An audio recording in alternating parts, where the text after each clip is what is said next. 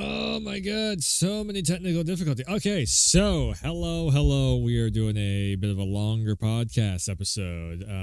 So we've had a little bit of news over the last few days of a state of play, and been doing some Armored Core stuff, and Liza P just came out, and just there's been a whole bunch of both news and games and everything out. So me, Beard Arson over here, we thought we'd sit down and just shoot the chit chat and do a little bit of a talk showy podcasty thing. Let's talk style. You know what it is. So, you were starting off. Okay, so you said something about Liza P. We'll go into Liza P very quickly because just to also promo for tomorrow. I think it's tomorrow, I'm pretty sure. Or anyways, by the time this episode goes up, I will have most likely streamed Liza P. He already streamed it because he grabbed early access to it. I'm waiting on the Game Pass version of it. I'm going to I'm gonna check it out. So you gotta go to the other. Mouse is like hovering right over my. What? Where? Why? Your mouse. No, that's your mouse. There's my mouse. There's a small mouse pointer on my screen. It's looking over my camera. That's not my mouse. That's your mouse. My mouse is my mouse is in the middle of the screen. This is what I got to deal with. My mouse is on the other screen now. My mouse is on the bottom of the screen. I know it's just a mouse pointer. So Liza P, you checked it out. I guess I could bring up a little bit of the footage of it. You checked it out. You were enjoying it. It's just basically it's just like the demo. So the demo to me was a vertical slice. Where the hell is the latest videos? Oh, Starfield. Oh, let's go to YouTube. Go to my channel. Here we go. Really, the computer just can't. So yeah, his professional greatest ever stream. So Liza P, if you play the demo, then you know pretty much all this first area of. I'm only going to show just this first area that was in the demo. I was going to say no. So it was. You're saying it's easier, and for me, so I've played multiple Souls or Souls game demos, betas over the years, and the one thing that I definitely what was the last one that I did a thing for? Okay, so like Wolong, we'll say that was like one of the latest ones of a beta. As soon as I jumped into the full game of Wolong, I was just clearing through it because I already got all the every time he does this every time to me. It's yeah. So when I started running through Wolong, it was super fucking easy because I had already played the betas and the demos, and we had like 4 betas, demos, and all that stuff. It was when I got into the main game, it was way easier. That's the reason why I was like burned through the boss fights also, because I'm like, okay, I got my muscle memory down. I know how to use the swords. I know that it's like 1, 2, 3 back up, 1, 2, 3 back up, and everything. So when you say that, my brain goes straight to like, yeah, you played the demo, you got the muscle memory down of playing for over 10 hours of the demo, and because that was a giant ass demo. Like we did a lot in that demo. That was like the first section of the game. It's like basically a vertical slice of the game, as they like to call it, where it's like basically what is in the demo is what is in the game. Nothing really has changed other than maybe like one extra scene. But all the game mechanics, everything that you do, all the upgrading, all the sections of the maps and everything, it was all the same stuff. So for me, when I stream at launch night, because I'm actually going to play it like on launch nights, I'm probably just going to try and burn through as many of those, because it's the 2 first main boss fights. I'm going to try and probably burn through those two boss fights as quickly as possible. 3? I mean, I guess technically, because you got the Geppetto one. Yeah, you got the ringmaster, Donkey. And Donkey Man. the policeman. There was an extra little side bit with a NPC voice. You talk to, you bring back something, and they give you something. We didn't have it in the demo, but that's why that was on. So you're okay. So to go back to the point of the game is easier on the full release. Now, sometimes that is the case. That can be the case because sometimes the souls get, but from software, they always make the demo 3 times harder to get you roped in because it's like, ooh, just that's one what more. I think they did with this. I definitely the boss.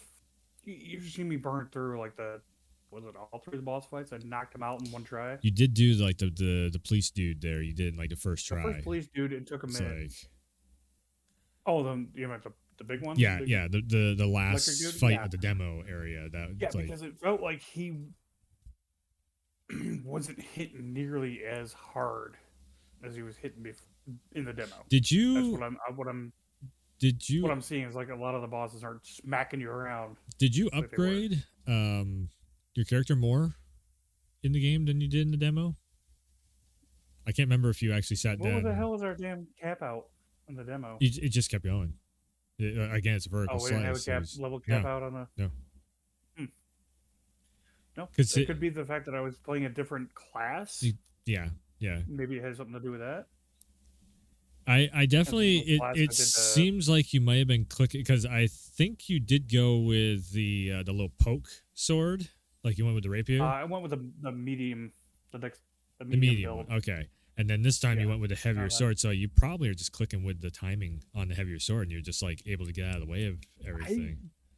It took me probably the good first 20 minutes or something to get the depth perception down with that sword. Yeah, it definitely felt like it should have been connecting when it wasn't connected. Mm-hmm.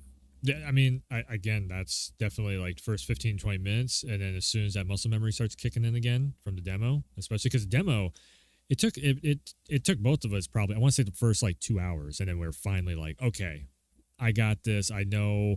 I got the game mechanic of like, it took me until like the final boss to be able to figure out like, oh, if I hit the punch button or whatever, when the bar is glowing, then I can boom and do that big giant hit of damage and everything on it.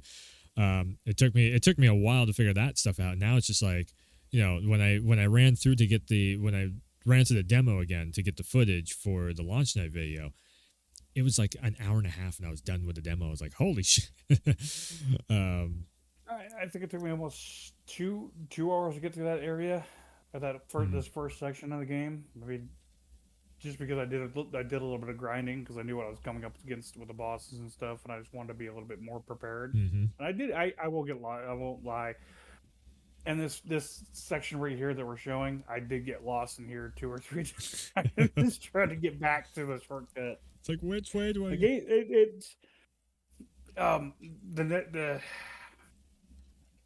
I will say the next area is a maze. There's a kind of a labyrinth. There's a lot of different ways to go, but I've probably got about a quarter of the way through it maybe, and fought a boss fight in it. Mm-hmm. And there's loop arounds on top of loop arounds on top of loop arounds. It's almost like the challenge dungeons. Sounds like. Oh no, I wasn't paying attention at all. I was editing my ass off last night.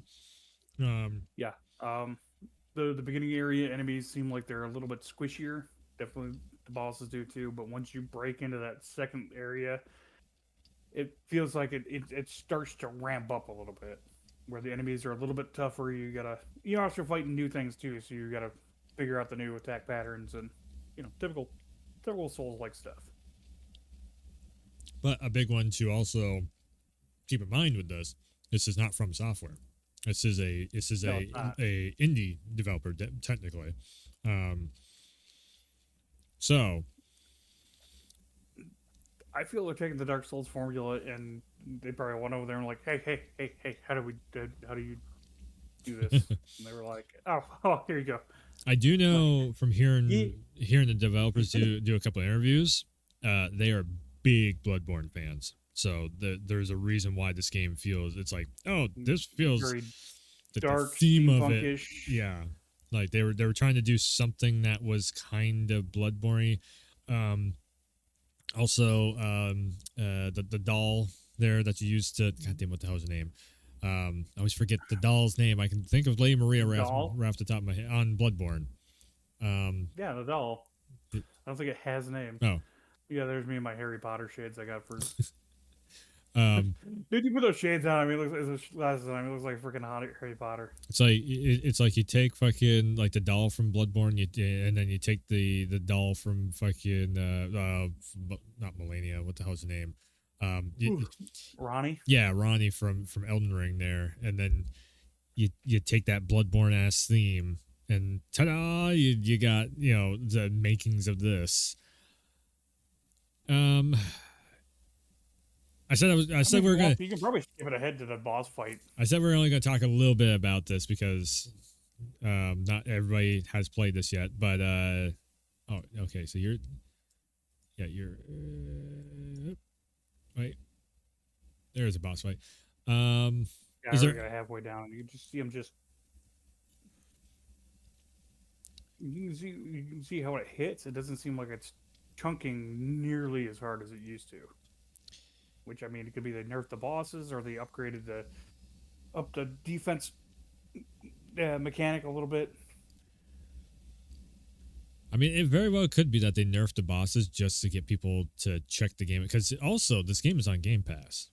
So, with that being said, if word of mouth gets around of oh, this is a very fun Souls style game. It's not a really hard fun. Was it that damn Wulong, was it, that we played? That Wulong, everybody was shit.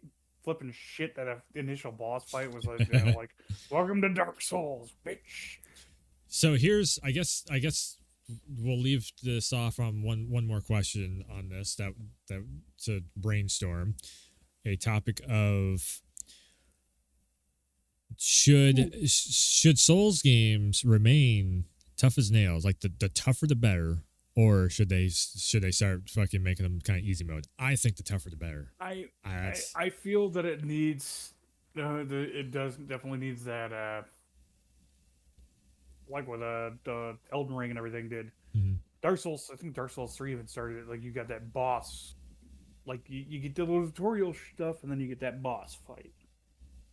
Like the first boss that beats your ass, and then you wake up. Yes, no, like in 3. Remember 3 at all? The big statue. Yeah. So it feels like FromSoft is starting to like. So do I like this class, or does this class suck for my gameplay style? Because if you remember Elden Ring, that first boss fight, the crab boss that you fucking fight against, it's supposed to destroy you. And then like Dark Souls 1, you have the fat dude there, Demon Souls. The other Dark Souls 1. Yeah, the Asylum Demon. What the hell did Demon Souls had a boss also in the beginning of it? I can't remember what the hell it was now. But yeah, how memorable that game was. But that's one of the things that FromSoft always does. They have that first boss fight that beats your ass, so then they can set up a narrative, and then technically the second boss fight, like the second one that is not supposed to destroy you, then that's the easy boss. Like that, it feels like they always do that, where it's like, okay, we're gonna set this up to where, okay, you just got squashed. Now we're gonna wake you up and you lost everything. You don't have anything at all, and now you're gonna go and do this first boss fight. Oh, you have a sword, and that first boss fight's a lot easier. It feels like with Lies of P, you kind of just jump in, and it's not even the test period. It's just like, oh, you get your starting equipment. Like you do in every other Souls-like game, you start off with starting equipment. You run around butt naked. You typically get. I just noticed. Like in this, you get a weapon. Yeah. You don't really get any gear. You don't get anything. You get your weapon choice on that basis. What your stats are. Your starting stats are. I just noticed something. This is Unreal Engine, so it makes sense. His shirt, the longer you're out in the rain, the more see-through his shirt is getting and everything. So it's like the detailing on that. That's cool. I didn't notice that in the demo. You get it covered in your main character has a wet T-shirt contest with the rain. All right, because we got a couple different things to talk about here. So let's. What are you talking about? Armored Core 6. We both have played it. We both have finished it. We both know the storylines. I had a very, very cool one last big final hoorah hit on the final boss fight. I played the alternate ending to the game technically, which I streamed it. You can find it on the channels. Frostbite did not play the alternate ending, but I don't think he really would really I care took the pain to. in the dick answer, pain in the dick ending. Man, you got so much of a better ending on your first playthrough than I got on Oh mine. yeah, I mean, I mean, It was about time from a FromSoft title that I get a decent ending versus a real shit ending. um, Armored Core 6. Overall. Overall feelings on it. I feel like we kind of already did this one, but, you know, just to reiterate. At first, I will admit, I really started hating it, being coming from an old, like the John the gang of the old school AC players, Right. and then it definitely feels rough. It definitely feels like they want you to build a specific way to take down these bosses. Mm-hmm.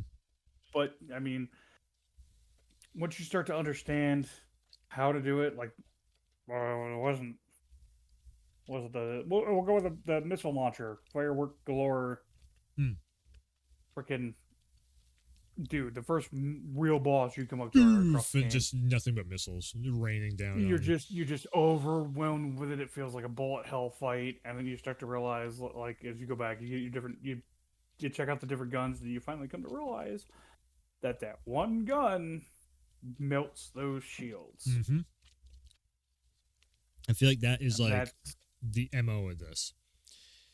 Every boss. So this is where the because again, my most background is Souls now. I can say that, because I've done so many hours or games or whatever of Souls, years I guess at this point. That's where I was really feeling the Soulsy vibe on this, because there was, again, and this is what I was saying from day one of like, it's going to have the Souls feel to it. They've been doing it for 10 years. Like everybody who worked on the original Armored Cores are not working there from software anymore. 10 years later, maybe a handful of them. And definitely gonna. what I was really feeling though is like that the whole thing of, you pick that one piece of gear like you're saying, but that's like it's the key to the puzzle. As soon as you find that key to the puzzle, then the game just becomes super easy. But there's also the cheat code in this, which is the shoulder cannons. Dear Lord, don't even. It's like they're probably gonna nerf the shit out of those. I'm gonna guarantee it, like they did in Elden Ring, where everybody used the Moonlight laser beam spell and was nuking everything, and then they nerfed them. I'm kind of so everybody was so Elden Ring. Everybody thought Rivers of Blood was going to get nerfed. Never happened.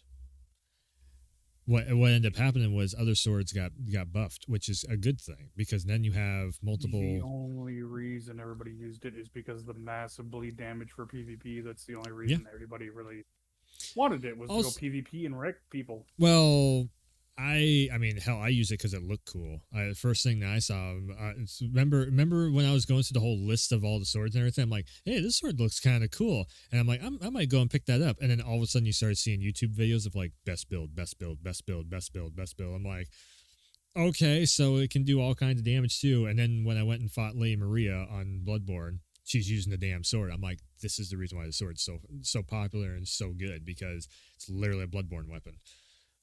You can't use it in Bloodborne, but she is using fucking that. It's I mean, it's the same animation, same attack, same everything with it. It's not called Rivers of Blood, but it basically is Rivers of Blood that she's using in it. I think it was like another katana. Most of the katanas have similar animations based on what you put on them. Sure, but it's like, you know how Rivers of Blood does the blood trail and everything? That's what she does to you. She throws, it's when she goes shing, it's a blood trail that can smack you and cause bleed to you. It's literally just Rivers of Blood. I'm like, that's crazy. That's where that's where it comes from. Was it bleed with her, or was it like something else? Yeah, it was. It was like corrosion or something. No, it was. It was because that whole area is like toxic or some shit. Down to her. You talking about Lady Maria or Melania?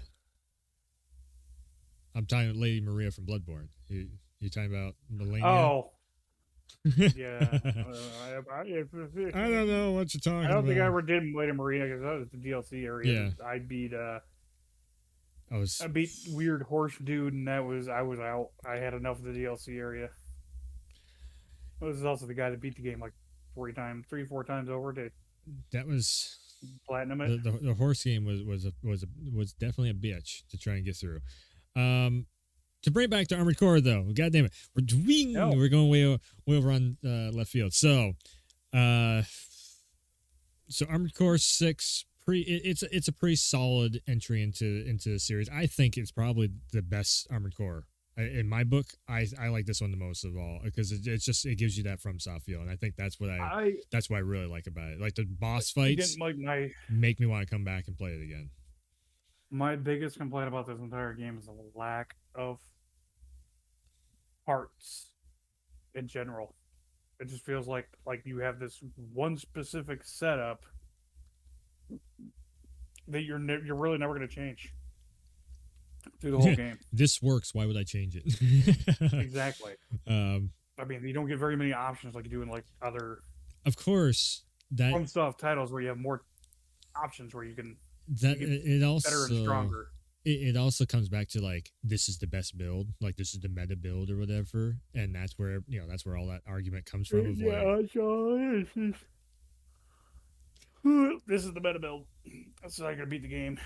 so it's like if you have a build that is working, why would you change it? And I think that's where both of our brains are just like, I cannot get off from the cannons. I cannot change off from a bubble gun. I cannot change off from this sword over here, which is funny enough. The stun needles are like broke.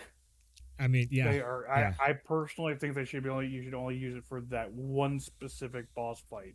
You know what? I'm not complaining because I'm gonna platinum the damn game with Oh, you can platinum it. I mean, like, I have no real drive to platinum it because I'm on. Yeah, but PC that's right why now. I'm just like, you know what? Give me what I would say is give me a couple more like fucking I don't know like the like missiles that are falling downwards or whatever. Like give me a couple more like buff The vertical missiles. yeah, like buff vertical missiles, buff the lasers. Give I me some buffs. tried some weird Don't missile. nerf the needle shits. Buff up the other ones that don't do as much damage. So then then you can end up mix matching some extra stuff together. It brings in more player I time. think I relied more on cannons and stuff in this game than I ever have in a or game. Mostly I use like I'll have like a missile launcher on one shoulder and maybe a cannon on the other shoulder. But I did like the fact that they changed it up with like the laser cannons and stuff. If you're in a bipedal mech, like you typically run, Yeah. before you literally had to stop, take a knee. Yeah. That thing would fold out, and then you fired it, and you were gonna sit and do. But it was so much more destructive than what I feel in the older versions than it was in this. And this stuff right here where you have like these like storyline moments and everything, exactly what I was looking for. Like the storyline on this, I feel like they did a pretty decent job because there is actually a lot of moments of like, okay, which way, like when all the stuff with Rusty was happening in my first playthrough, I'm like, oh come on, man, what the hell? You're gonna fucking sell out, and then all of a sudden he like I did kind of fuck up the storyline though because I went with the wrong direction. It's just like he just flies in, he's like, hi buddy, I'm like 5 or 6 times. What? But the overall of like at the end where they're like, okay, you can either save the coral, save the planet, or you can just let the planet burn. I was like, that's a really good ending. Like I give them that. Like, and then also the whole like if you do burn the planet and get like the major massive ending. That's a good fucking ending right there. That's it. Like that's a hell of a boss. Holy shit! Like the boss fight was amazing. The flying, doing like the shmup stuff where you just like you can infinitely fly through and you're dodging the lasers and everything. That was super fucking cool. I'm never gonna forget that. Like I can already feel like I just felt so overpowered. I'm like, cool. For one moment in this game, I am super fucking overpowered. I can just blow everything up. We're flying around. We're doing the whole 9 yards with this, and and you feel like a badass, and then you hit the boss fight, and you're like, oh shit! All right, now we're back down to earth again. Now we're bringing it back down a level. But yeah. Again, like I think they did everything that I wanted them to do with this, and now it's just like Armored Core 7. It's actually got my attention. Where if you remember Armored Core 6, I was like, I don't know, I'll try it, I'll see. I'm probably not going to like it or whatever. Mm, They got me. They got me roped in with it. yeah. Which, if they got me Oh, roped in, uh, that means it sold really well, and there's a lot of player base out there waiting for another Armored Core. That's good for you because now you get more Armored Cores. That's yeah. that's the biggest takeaway Um, from it. I will point this out if nobody's if y'all haven't figured this out yet. I'm sure probably people figured the hell out. Like in the beginning opening scene where it's all CGI and they're zooming around and Hmm. stuff, and then you got that big thing up there that's shooting that giant laser beam. Mhm. Um, it clicked. I was like, wait, hell, hold on. They were going to try to take out the damn big walking mining machine before you actually had to go take it out because that's pretty much the same damn laser beam that's getting shot at you.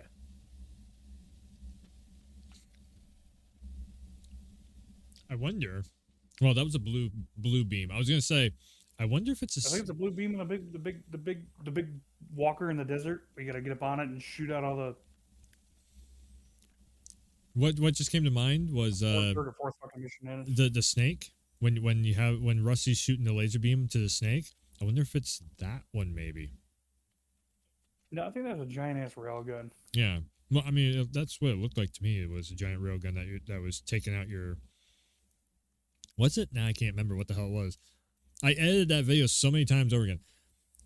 I can't remember if it was walking or if it was just like if it was rolling, like a big ass tank that they were trying to take The out. snake? No, for the opening cutscene.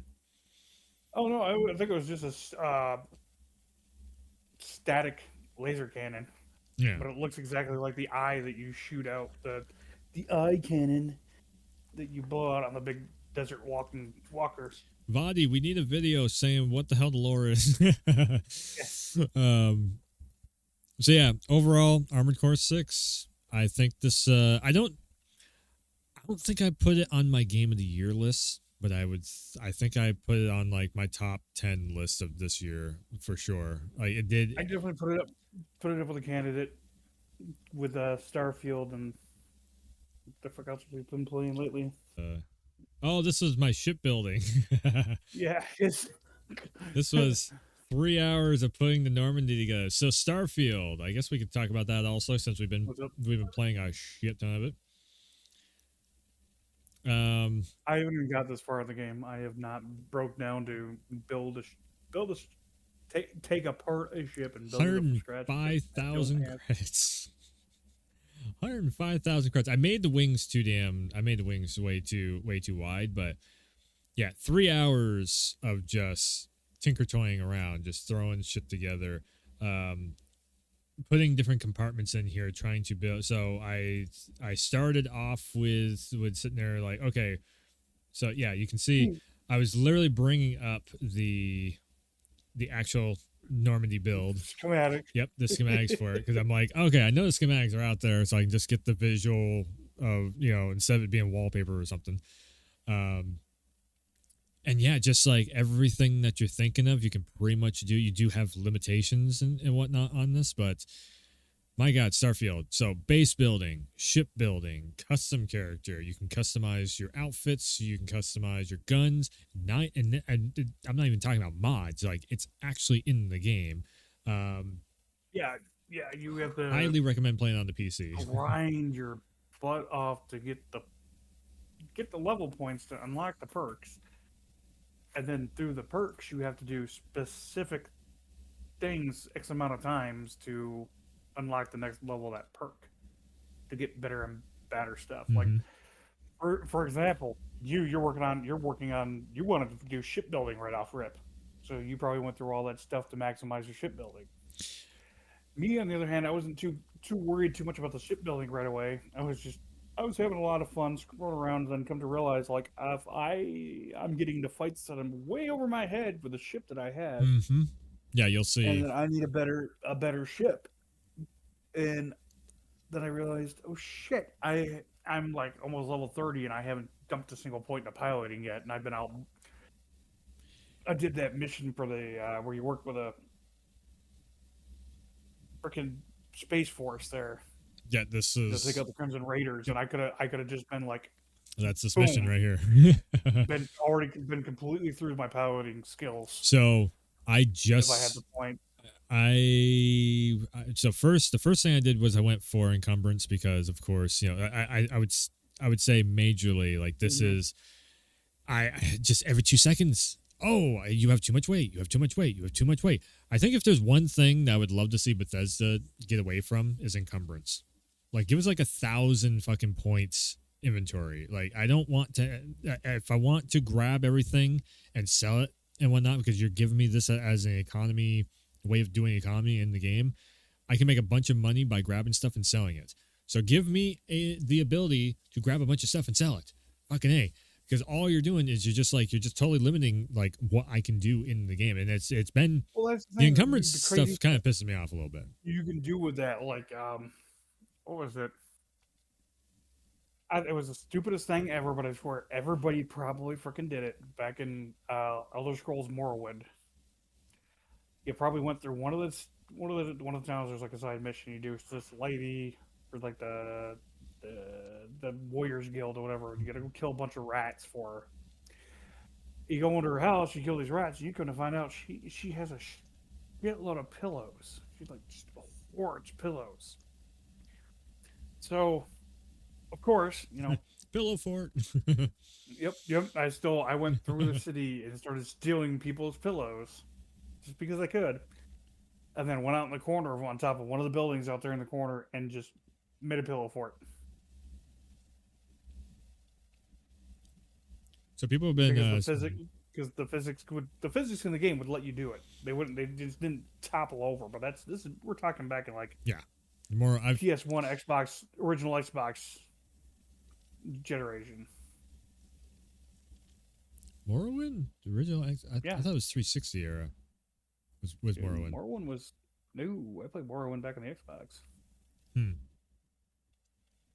Because I And had I have to admit, I think that's probably the only Elder Scrolls game I've actually beat.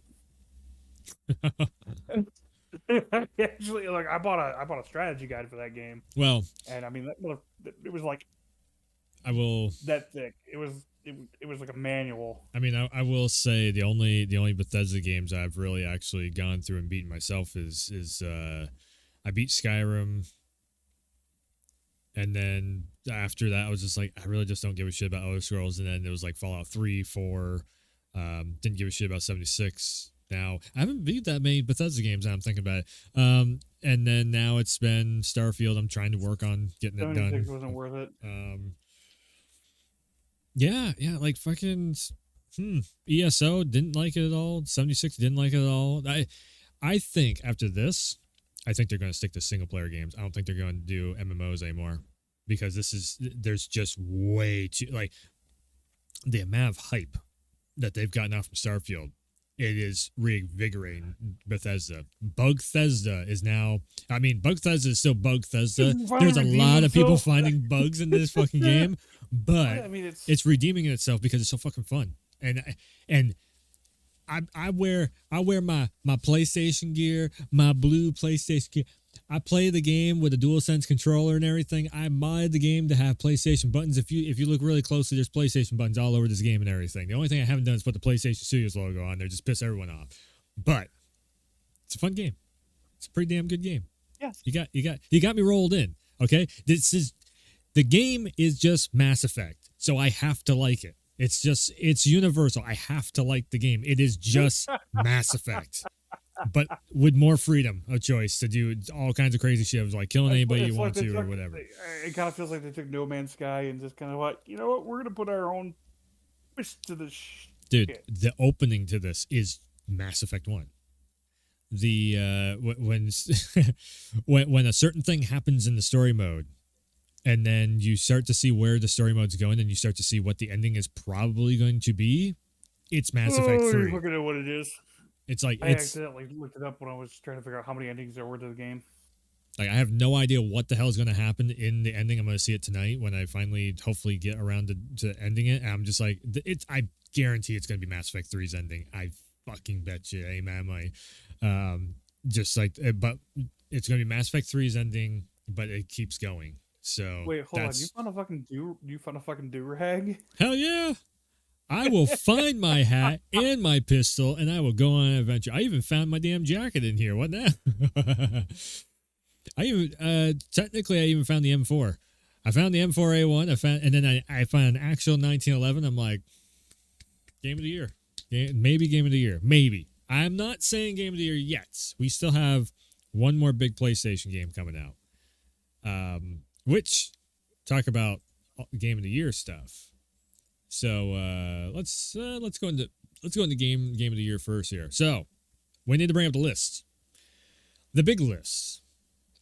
These are all the games, critically acclaimed titles that have come out in 2023 that's worth talking about, worth mentioning. Sorry if you're an indie game that didn't make the list, but do better next time. So, Legend of Zelda: Tears of the Kingdom. It wasn't bad. You know what? Let's go actual, like, this is from Baldur's Gate 3. Yeah, I'm trying to find the September going downwards to where April. That's April would be the longest one away, right? Yeah. Oh God, math and yeah, April. So Xenoblade Chronicles 3. Nobody plays those games. Those aren't. I think I played it on the Switch. I don't know. I've never checked. It was interesting. I hear some people really going on about. Oh, it's an expansion pass, so that doesn't actually count for game of the year. Baldur's Gate 3. I didn't play a lot of it, but I played enough to know it's pretty damn good. So I didn't even get to the first main chunk of the story. I was so having so much fun. I think I made it to chapter 3, maybe. I can't remember. It's been like a month or so since I played it. You just I got to the point where you save the druid, and then he tells you got to you either go through the Underdark or go up through the hills that are like covered in some fog.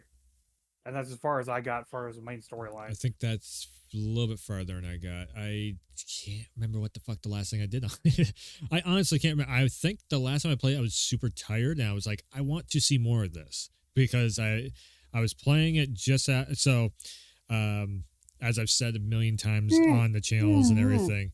I eat and then I get tired. I've been playing. I've been watching a lot of Critical Role, and D&D is Critical Role. D&D is Baldur's Gate 3. So that's the whole reason why I was just like, you know what? I'll give it a once over. I'll give it a try because I also saw that Baldur's Gate had the one system that I've been wanting a lot of other games to try out, and it's the dice roll. Because I'm like, that dice roll does a lot to like shift things around. Of like, you don't know what's going to happen. Fun. It gives that unpredictability to it. Kind of fun. Which is exactly the reason why everybody loves Critical Role, because you never know what's going to happen. There's nothing scripted. There's nothing predicted. Which is the reason why they can do it during a writer's strike. We'll get into that. We'll get into the writer's strike also in a bit.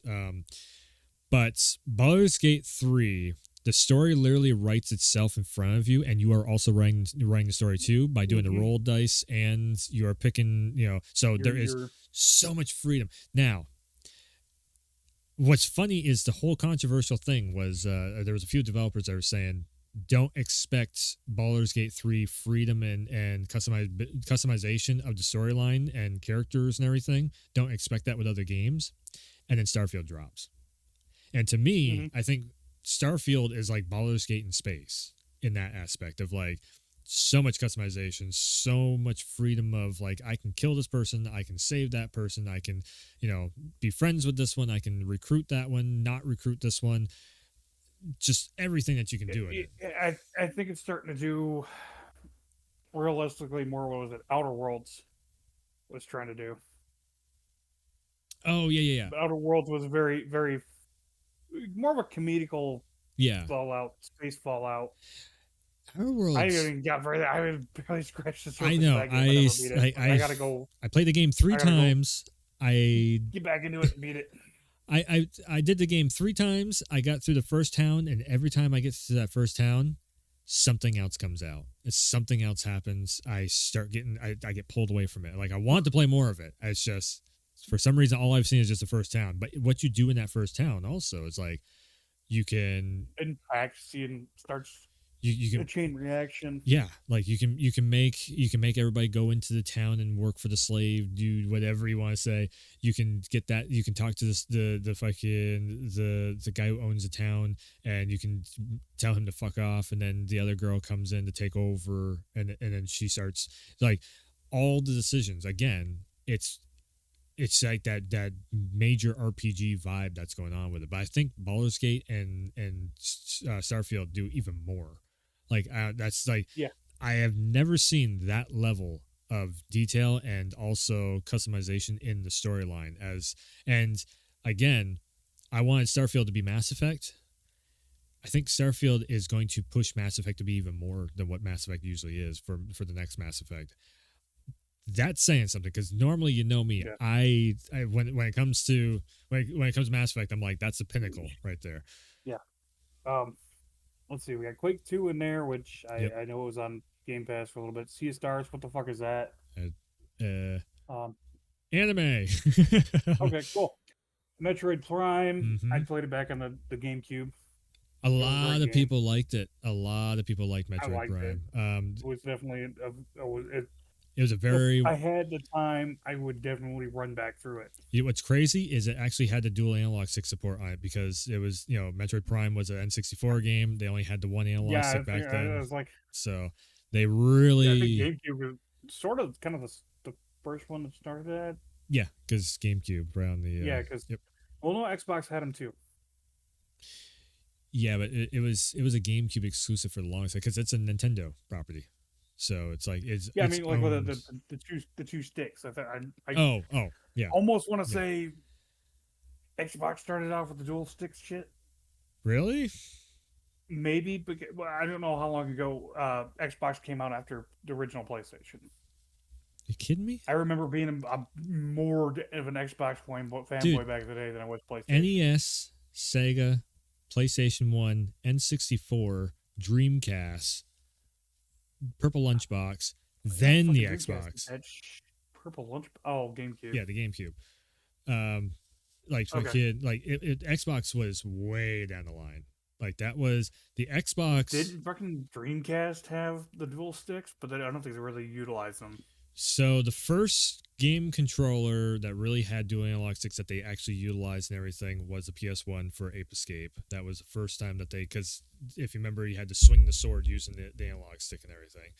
I never played Ape Escape. Oh my god, you should have Playing seen Diablo it at least. and Shit. what the hell? The Breath of Fire. Oh my Final god, Fantasy. this guy. He missed the Ape Escape. Come on, there's fucking yeah, it's great. So yeah, so then after that it was the GameCube that had the little yellow one and then you had the white one on there because they had the two. The yellow one was based off from It was a tiny the secondary kind of cross pad on the it's 64 controller. I had the controller sitting right back there. Yeah, because the 64 had its cross pad up here, then you got the 4 C buttons up here so you can change your camera buttons, and then you have your stick down here. Yeah, like that's the N64 controller. Everybody says is one of the weirdest controllers ever. So it is.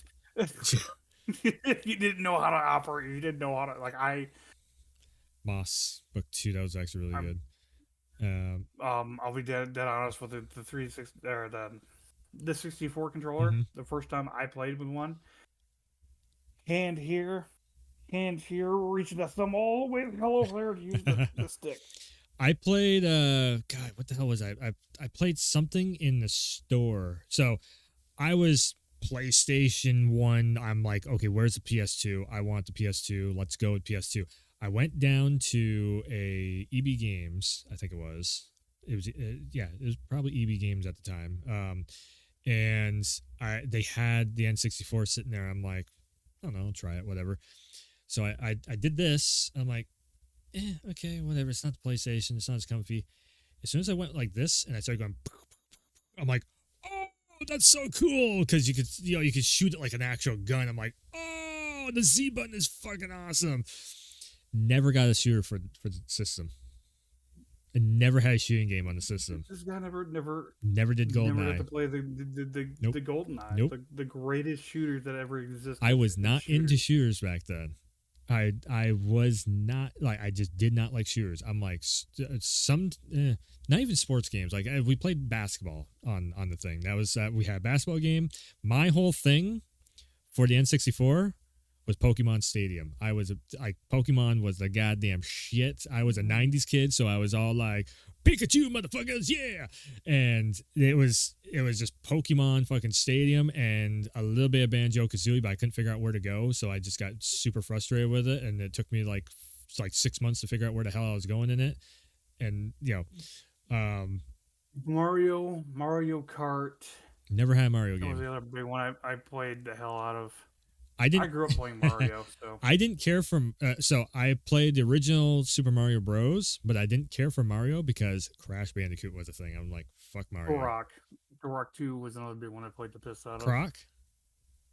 Turok. Oh, Turok. Oh, yeah. Okay.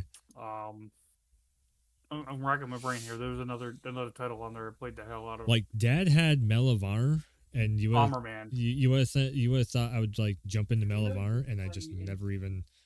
Not in 64, but GameCube. You could play GameCube games on the original Nintendo Wii, and it also Yeah. had physical connections for the. I can play them on this too. Play them on this too. Yeah. You can play them on the Switch also, which is kind of cool. Yeah, you can play them on the Switch if you want to pay like $20 a month. Yeah. Oh yeah. They also sell very expensive controllers. Welcome to Nintendo. Yeah, it's a really shitty cell phone screen with 2 controllers attached to it. Oh, for the Switch? Yep. So the Switch actually, I mean, technically, yeah, you could say it's a cell phone screen.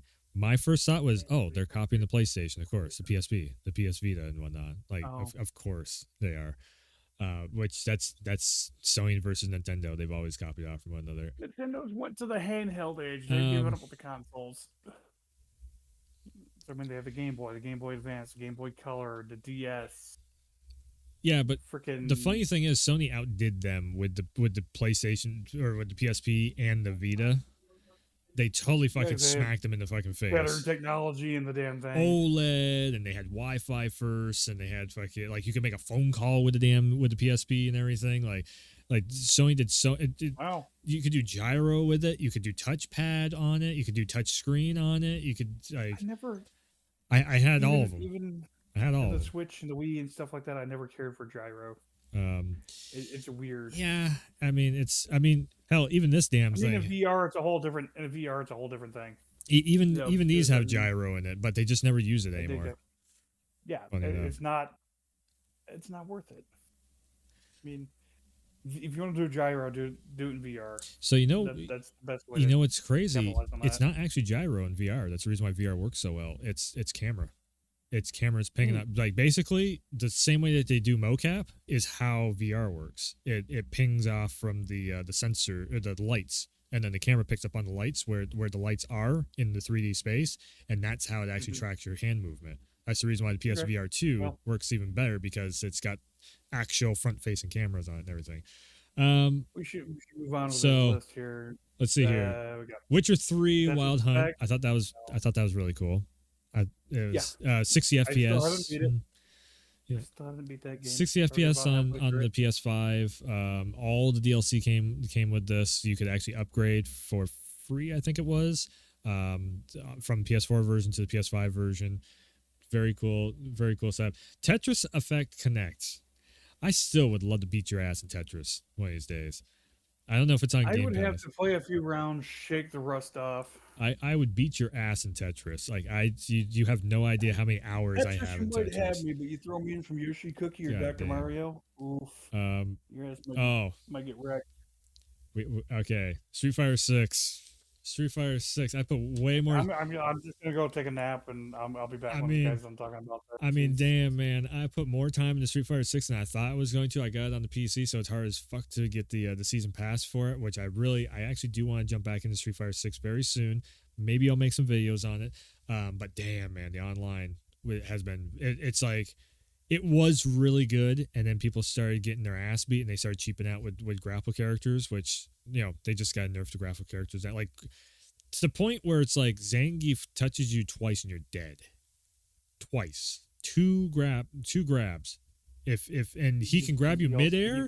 He can grab you just what if you just punch. He can grab you there. He can just like it's like what the fuck. But yeah, Street Fighter 6. It's not game of the year because we don't count sports game. Technically, it's basically like a sports game. It's a fighting game. We don't count those for game of the year. But fighting game wise, I think Street Fighter 6 so far is beating out Mortal Kombat. In my book, I think Mortal Kombat 1 is just like it's just rough. It's just like the tag stuff is just definitely not what I wanted out of Mortal Kombat. Diablo 4. Diablo. It was a very interesting. I got 3/4 of the way through storyline. It was a very interesting storyline when you get. Like, you were just pissed because you couldn't get the horse until like the ass into chapter 3, beginning of chapter 4. I'm still trying to get through it. Other things keep coming out. Like Starfield came out, and I'm like, trying to get through damn Diablo, and it's a long. I gotta run John through the rest of that damn story too before the next season starts. Yeah, and I can probably carry you through it too if you want. We'll have to set up a time. I just it's literally I just have to warp to the place, and then you get. It's like travel over to it with me, and you can just. The seasons on this, I'm like, I ain't got time enough to be doing like fucking. The seasonal stuff is. It's like Fortnite has seasons. I don't have time enough for that either. It's like fuck. That was interesting. I mean that season, the story of that season was pretty interesting. I mean, I played the hell out of it for a while. I think I almost broke level 70 with my character, and then I just. Starfield and everything else started coming out. So exactly. Well, welcome to content creation. Baldur's Gate that all took over. I think that was actually the first one. Baldur's Gate came out, and it was just like Diablo. I forgot about it because it was just like everybody was all talking about looty booty stuff in Baldur's Gate. And I'm like, okay, let's check out Baldur's Gate. It's more my speed really is. The other thing too. Oh, I forgot to say about Baldur's Gate is the fact that it runs different on console than it does on PC. They literally went the extra mile. It's like 400 people making Baldur's Gate 3. It's on the same level as Starfield, where they have 8 studios that are like, 5, 6, 7, 800 people a piece, and they did something on a similar thing. Now, Diablo, of course, is another. It's a giant studio. It's basically a brother studio to the Starfield team, and yeah, like it's not. So Diablo's not D&D. It holds its own. It holds up alongside the D&D universe pretty solidly, like it always has. It is a video game version of a board game universe and everything. My only biggest gripe with Diablo was lack of character customization. Like, it's cool that they added character customization, but it's very lacking. Like, if you're going to do it, go out with it. It's like shit. I feel that they kind of screwed the druid there. That the druid got stuck as a fat guy. Yeah, like what the hell?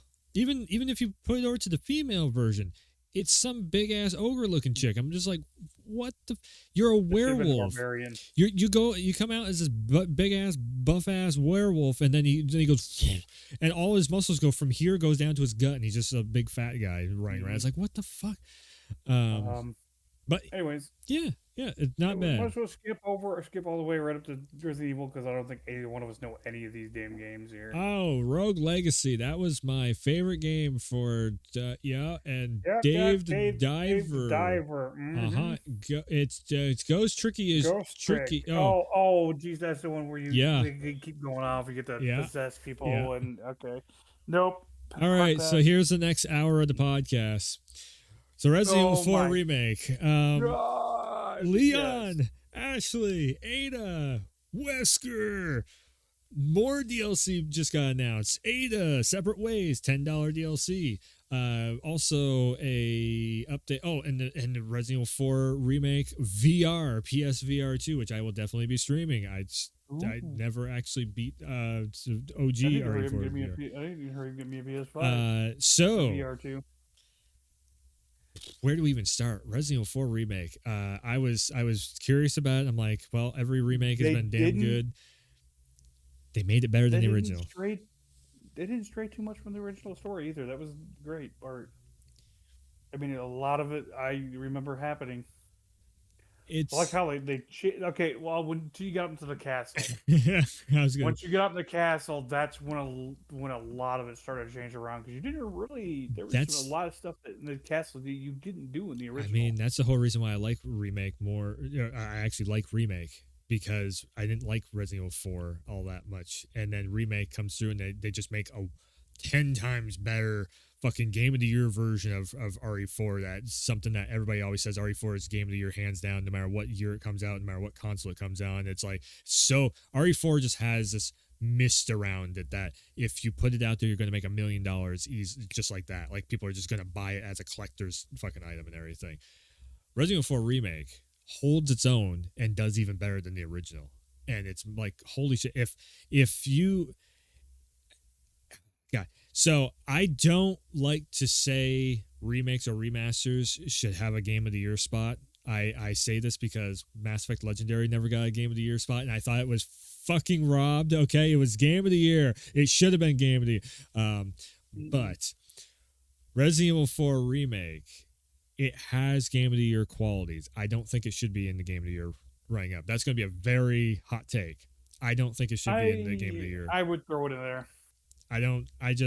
It's a remake. I mean, what else we got coming out here? Okay, Legend of Zelda has more of a going for it in the game of the year category. Who cares than about Nintendo anymore? Well, no, I don't give a shit about Nintendo, but they did make a pretty good physics engine that you can do building block stuff in Zelda. It was fun. Yeah, but then everybody's running around making giant dicks and beating the hell out yeah. of enemies. I mean, you gave this generation robot splooge monsters, you know? Much power. You knew it was going to happen. Oh, like I'm surprised I haven't seen giant dick spaceships all over in Starfield yet. That's coming. We know what it is. He's already started it. He did it. I mean, if you take the fuel lodge and you take the other fuel lodge, and then you put some wings on it like that, and then with the fuel lodges on top of that, and then you go up like that, and then you put you got to put the rounds right up at the top there. All right, Elon. You got to put yeah. So then it does a trajectory up. Trajectory up into space like that. Okay, so you need to you need to fly hard and straight right up. If you got to pierce the veil of the atmosphere, you got to get right up there. You got to go up and then make the fireworks go off and get up into outer space so that's Starfield in that show. Yeah, and Zelda. If you make a battle tank to defeat the dick monsters, that's Zelda. Yep. Okay. I will throw my upcoming games. Yeah, I need to actually. About the only one I'm about ready to throw my hat in it on for potential game of the year. At least get it up there for nominate it. Might be the new Lords of the Fallen. Let's so see. Far, everything I've seen on it looks so much better than the first one. Oh my god, Forspoken came out this year. I keep forgetting that game even fucking exists. It doesn't exist. So Forspoken was part of the reason why, and also games like the Avengers and stuff. That's part of the reason why I did a video on this. You can go check it out on the channel. Square Enix lost $2 billion or 20 billion I think it was. I'm sure neither one of us fucking ever finished it. But what about Evil West? That was a thing, just like Hi-Fi Rush. That was a thing. No, I didn't finish that one either. I think I beat like the first boss. So Hi-Fi Rush was fun until there was a certain enemy type where you have to remember 6 fucking like button presses, and I'm like I don't have time enough to do this. Like I was having fun with the game, doing all the Devil May Cry stuff in it and everything, but I'm just like, I gotta remember 6 button presses to knock this fucker out. No. I'm sure you agree on this one, Remnant 2. from the little bit that we played of it. Okay, so Well, I got to like the first boss. I like Remnant and 2 more than Remnant 1, but I don't know how much I like it because I didn't play a whole lot of it. It's just too many things coming out at once. Yeah. Dead I got to the Space. first boss. That's as far as I got. Dead Space remaster. I didn't get through it. I think for what they did, so Dead Space remaster. So they kept a lot of what Dead Space remaster or Dead Space, the original Dead Space was. A lot of people absolutely fucking love Dead Space. Me, I loved it my first playthrough. My second playthrough, not so much. Funny enough, usually you like it more on your second playthrough. My second playthrough of Dead Space. So I played Dead Space 3 times now. I played it once when it originally came out. I replayed it to see exactly what Dead Space was like on the original one, and then I played the remaster, remake, remaster, whatever you want to call it. I think the more times I play through it, the more of a pain in the ass the game gets, and also the storyline kind of does not pay out in the long run. That's a hot ass take. I know a lot of people love Dead Space. What a storyline also that came out. I'm pretty sure, because Dead Space was this year, so that was also this year. Callisto Protocol. That was another one that came out this year, which I enjoyed more than most, but last quarter of the game it fell apart. It definitely fell apart in the last quarter of the game. Let's see here, Hogwarts Legacy. The game where people were boycotting it because of gayness and what the hell's her name, J.K. Rowling's or whatever her name is. People were definitely boycotting it and everything else. Game had a big giant following. I think Hogwarts might show up in the Game of the Year category because it did have a lot of people were fucking loving it. I heard probably as much about Hogwarts as I am hearing about Starfield. Oh my god! Here's a freaking. I was just scrolling through shit. Wild Hearts. Here's.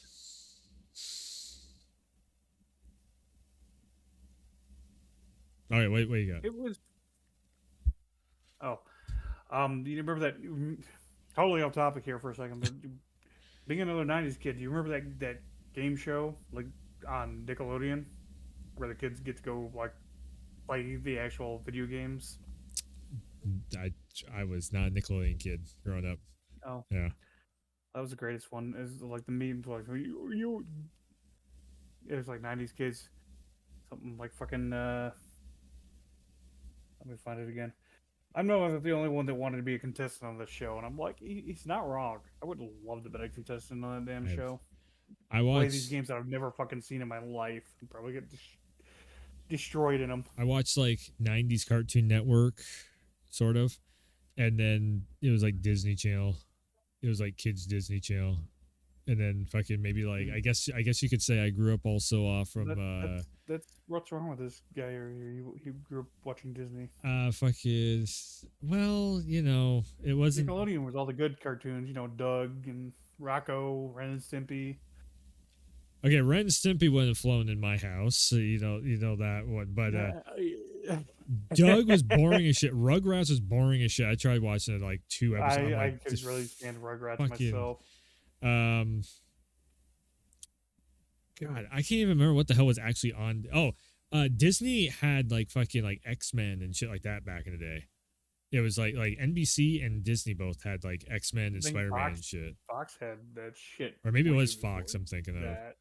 Like Saturday morning cartoons, you always wanted to like you had to wait through that boring ass one cartoon that you never fucking liked because there was nothing else on that you wanted to watch.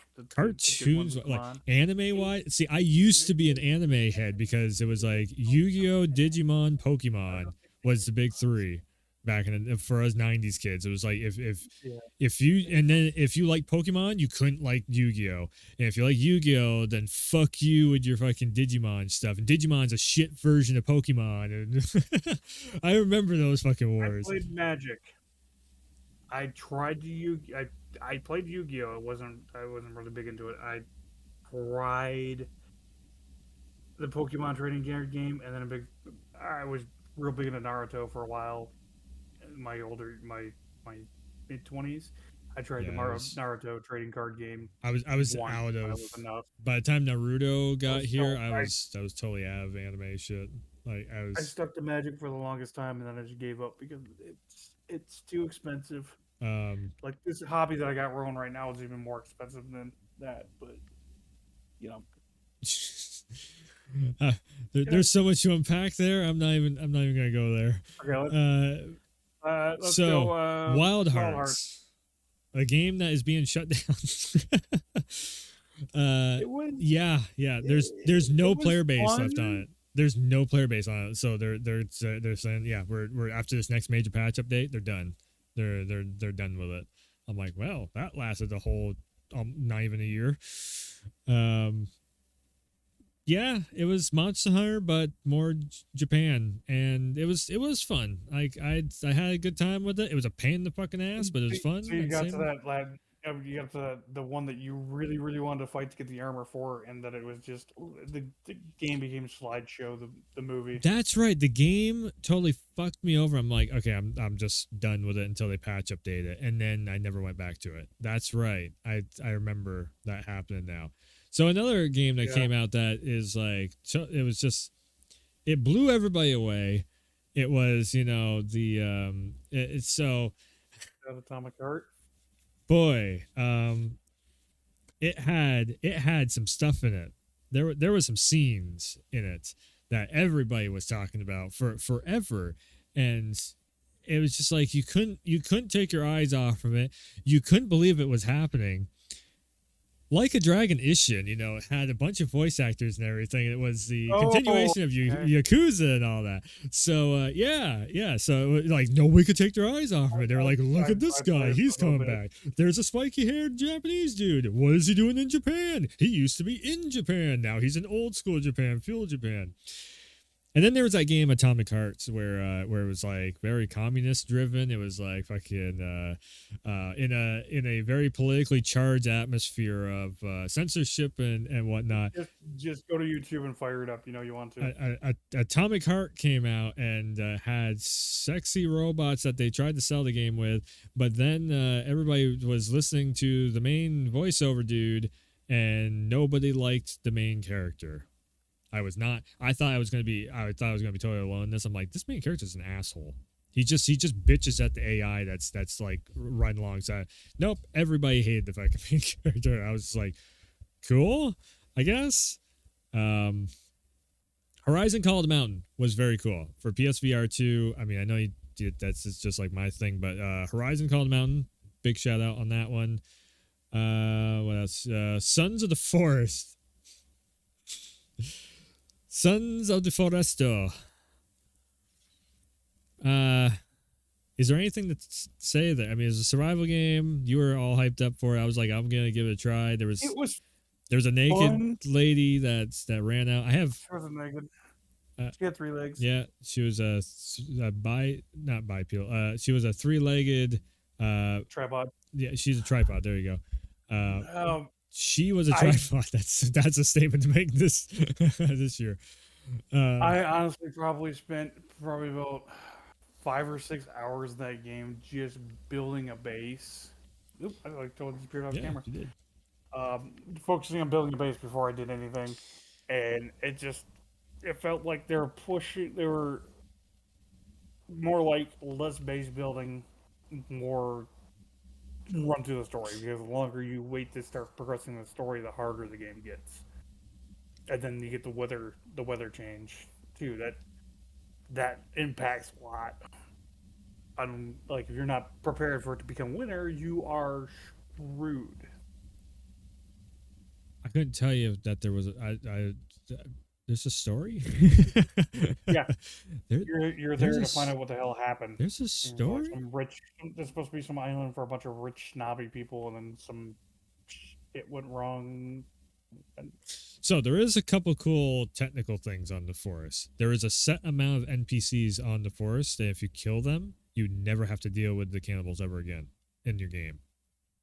If you find their base camp and you kill all of them, there is only a set number of them on. And the 3-legged chick, you can't kill her, but she's not a bad guy.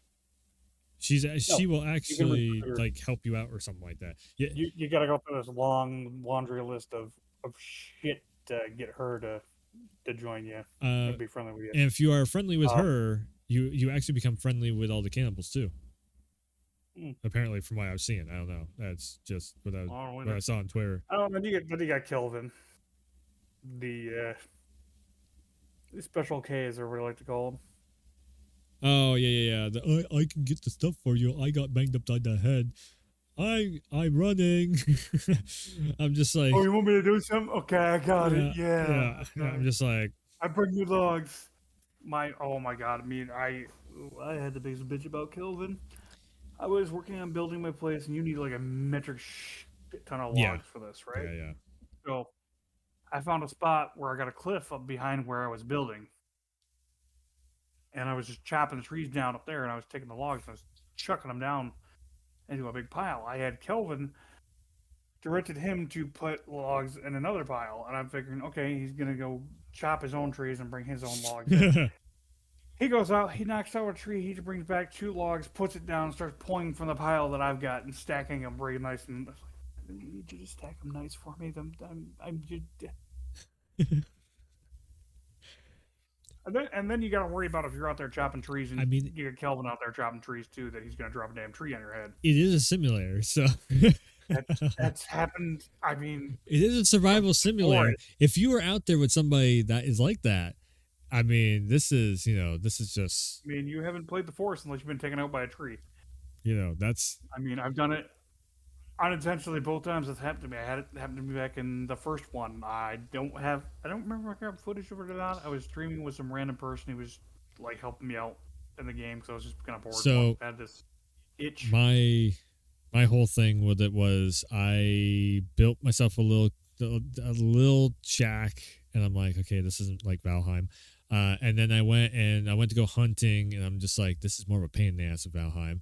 And then the lady of the forest came up to me, and I'm just like, oh, she creepy. She's dancing. She's whirling and twirling and doing her thing and all that stuff. She's all ooh, da, da, da, da, la, da, da, da, doing all that shit. And I'm just like, okay, stay over there because you got some razor sharp teeth. Also, I don't want to get bitten or anything. Once, twice.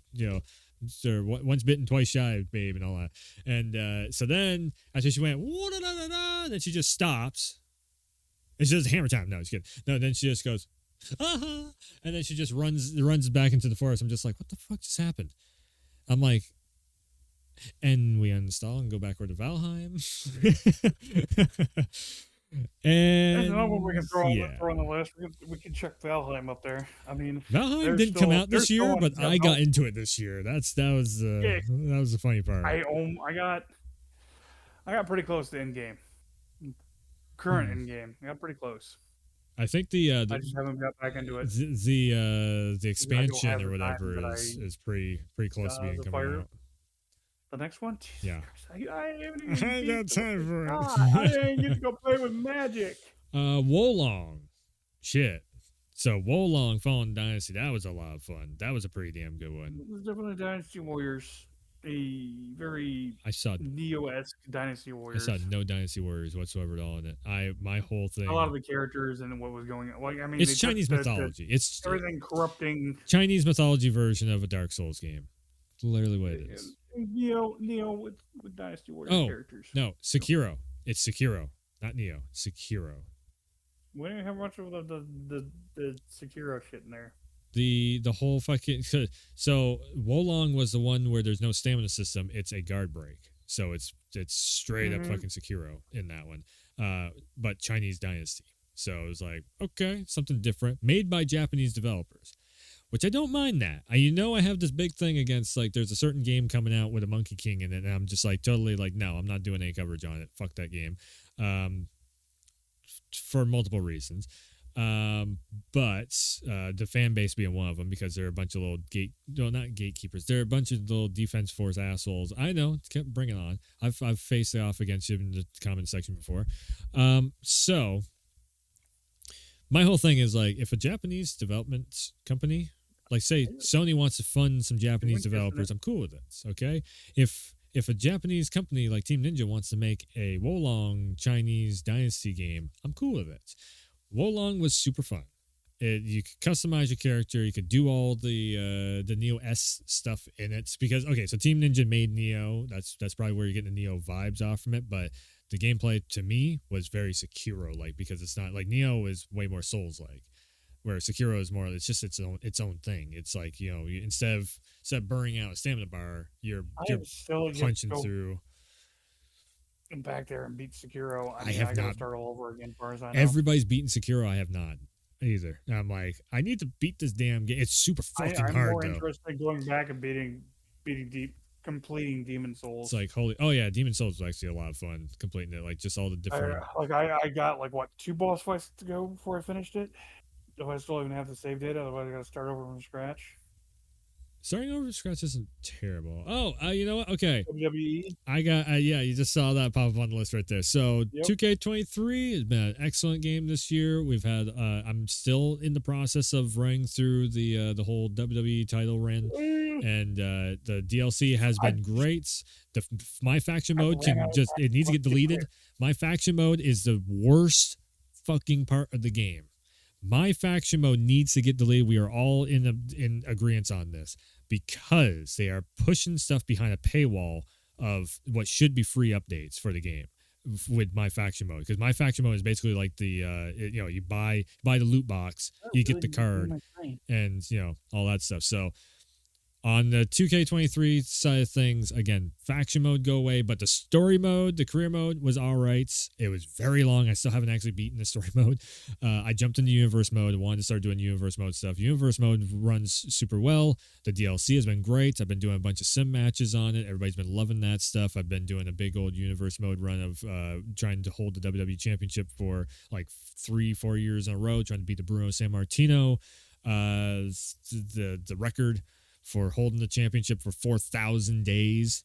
I'm at like 380 something right now. 4,000 is a ridiculous record. I have gone to WrestleMania twice and I'm still nowhere near that record. I'm like, holy shit. Because it's like 365, for each year. So yeah, Cyberpunk 2.0 update. They're literally rebuilding this damn game from top to bottom. The menus are getting overhauled. I'm pretty sure that the character customization is getting overhauled. The quality of the character models themselves, the lighting. There's like a whole underground fucking like a black market type of situation going on. You're supposed to go and find the president or something like that and like rescue the president, but at the same time, the character that Ibris, I'm pretty sure that's what his name is. So we had a cinematic trailer that also came out showing that like he gets screwed over by the president, and then the girl, his net runner that's in his ear, that he's got a thing for or something. So you got V's story going with he's dying, he's getting taken over, all that stuff is going on with Silverhand, Keanu Reeves' character. Then you have whoever that new character is, Ibris's character. Sorry if I'm saying the name wrong. I'm pretty sure it's Ibris, something like that. So you have his character, then you have that Netrunner and the president, and all three storylines are going all together. That was a good sound effect. Everything's coming together just to squash into one big, holy shit moment. That was a sound effect, but I totally meant to do that. And and then on top of that, the whole game. So the free update. So this costs $10. The free update is a 2.0, which is rebuilding the whole game up from scratch. So you're talking the original game. Then you have all the update of the Edge Runners. Then you have Phantom Liberty updates. I mean, it just keeps going. Like they just keep, and then also the 2.0 rebuilding the game from the ground up, basically, to make sure.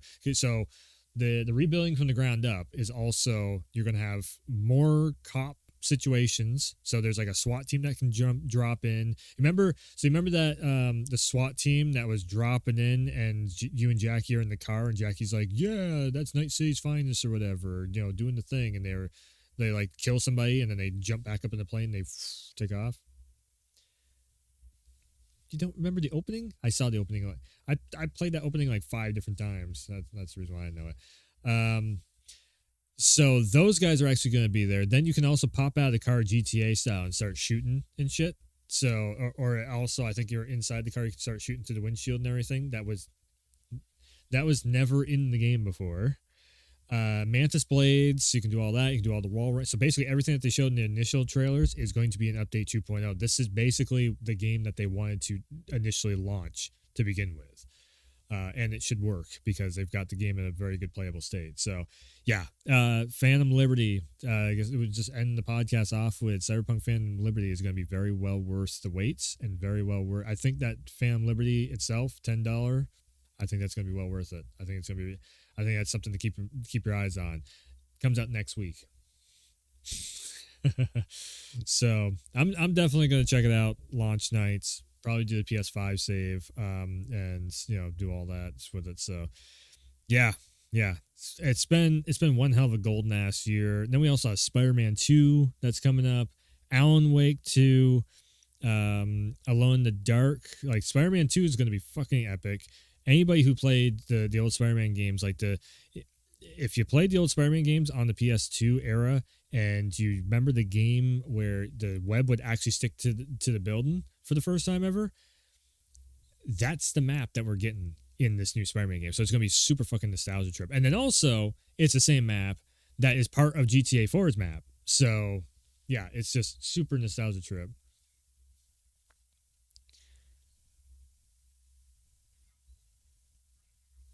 Oh. Everything was seen on it looks pretty good. Fuck. I might have had you muted there for a bit. just noticed. If you couldn't hear, I might edit some of this, a little bit of this. Anyways, so yeah, you said Lords of the Fallen, which that's it. I'm fucking. I mean, Lords of the Fallen is. So, anyways, that was the podcast, and yep, it was only like the last trailer. That's all you're mute. You weren't really saying much during the last trailer, anyways. But yeah.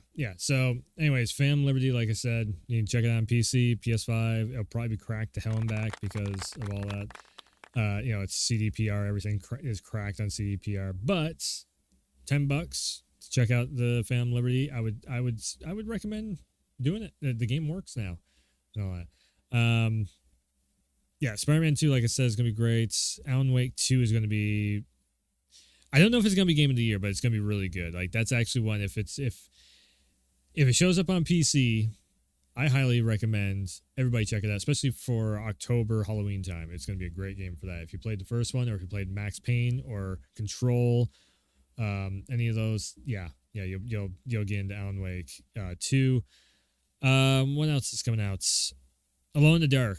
If you know what Alone in the Dark is all about, that one's coming up also. Should be pretty good. So again, golden year in gaming. That's the reason why I wanted to do this podcast episode, because it's just like it's ridiculous. Like this is going to be one of these historical years that everybody remembers going forward. Like everybody's going to remember this year. But anyways, I will end this hour and a half podcast. I won't do too much editing on it. But yeah, just know that again, keep in mind we are in one hell of a golden year. 2024. It's probably gonna have some pretty good stuff in it too. GTA most likely is coming out next year. That's gonna be something in the future for next year. I think my biggest thing is probably GTA 6, because it's just we've been waiting 10 fucking years for that game to get made and come out, and we have patiently been waiting and waiting and waiting. We had Red Dead 2, which was great also, but it's like GTA 6 is going to stop the industry. It's going to be another Elden Ring. It's going to be another, Starfield kind of moment. I don't know. I'm trying to think of anything else that is coming out. So I really don't know. If I would say anything for next year, I mean, personally, I would love to get a PS5, get the PSVR VR stuff, maybe some kind of actual horror survival VR series. I know they Like have. I know they had They have some weird one on the Kinect back on the 360. I tried playing it, but something the Kinect just didn't like the game or didn't like my movements. It, I don't. I was like, he didn't fit in frame, so. oh, I fit in frame fine. I played the hell out of the fitness game and Fruit Ninja and a few other ones. Fruit Ninja. Yeah, Fruit Ninja, dude. I had the PlayStation Move. Ninja. I had the Kinect and the Move. I'm just like the Move is way fucking cooler. I mean, I used the Move up until until I got the PSVR 2. How about an expansion? I think Final Fantasy 7 Rebirth I think is next year. I do believe. No, look at expansion on AC6. Let's get some more. Like maybe. Oh. Shadow of the Erdtree. What? Elden Ring? Shadow of the Erdtree? The fuck? Maybe. Come on. I want to see what the fuck happens. I gotta have a system. You can play it on PC, fool. Yeah, but I gotta beat it all over a fucking game. Oh, it's easy. Yeah. It's easy. Get a save file. I mean, it's easy. Totally easy to beat. You can beat it you can do a 4-hour speed run. Mm-hmm. Download and copy and paste. You'll be done in a jiffy. Yeah, Shadow of the Erdtree though. I mean, Armored Core. If they do, I think they might actually be coming out with a DLC for that. I can't remember if it was. I know Starfield's coming out with an expansion pack next year. Oh, yeah, the big update for Starfield, and then they are going to be having a storyline expansion next year for Starfield that is going to be basically probably a paid thing and whatnot. Yeah, so we'll see what the hell. I don't know what the hell. I need to finish the game out to be able to say what the hell the expansion pack for that's going to be. But anyways, so yeah. I guess yours is an expansion pack. I think mine is GTA 6. I'm not like one of these fucking people that jump up on stage and try and ruin the Gamescom stuff and everything. But yeah. I'm genuinely curious to see what we end up getting out of GTA, because is it going to be watered down? Is it going to be full on GTA experience? Is it going to be, what is it going to be? Oh, and Max Payne, the Max Payne remakes. I can't wait to see what those are going to be also, because that's another loved Max Payne series. But yeah. Anything else that you can think of that you want to bring up? I think we're pretty much at the tail end of everything. That's about it. I can think of right now. I'm gonna. We got Liza P. We'll probably come back and do something on Liza P once we finish that up. Yeah, that'll be. I'm a tough toss up right now between Starfield and Liza P. I mean, I really want to stream more Liza P, but at the same time, actually, you know what? I'll say this: we'll probably do 2 more podcast episodes, one for Starfield, one for Liza P, because Starfield, I have a feeling, is probably the ending. I'm gonna be like, I need to talk about it. I've been hit the bell notifications on both of our channels, the Bearded Arsenal and the Werewolf channel here, and I will have some project videos coming up for Armored Core and Starfield. Got a lot of stuff recorded already and everything. Was working on getting a lot of that footage uploaded off my Twitch from what I streamed. Everything's kind of chopped up. I've got to. Oh, and the shorts. Where'd my mouse go? Oh, my mouse fucking shit the bed. So, that's what that noise was. You got what? Streams basically that you're just doing. Maybe we'll try and hook them up to stream off from YouTube too or something in the future. I got a lot going on, like, because of the Starfield stuff got all chopped up because of my computer. Kept crashing out and cut the stream off and bring it back up, and it's chopped up into sections. Same thing with like the Armored Core stuff and the Liza P. A chunk of the Liza P one didn't get done. I gotta go find which one it was. So. Yeah, I mean, if you have chopped up footage, you can possibly throw it together, make a little bit of a review video for both of the games or whatever, or all 3 of the games. Yeah, depending on what you got. So maybe be on lookout for Beard Arsenal's channel now. That also. So that'll do it for now. So thanks for tuning in. Thanks for stopping by. And as always, I will see ya next time.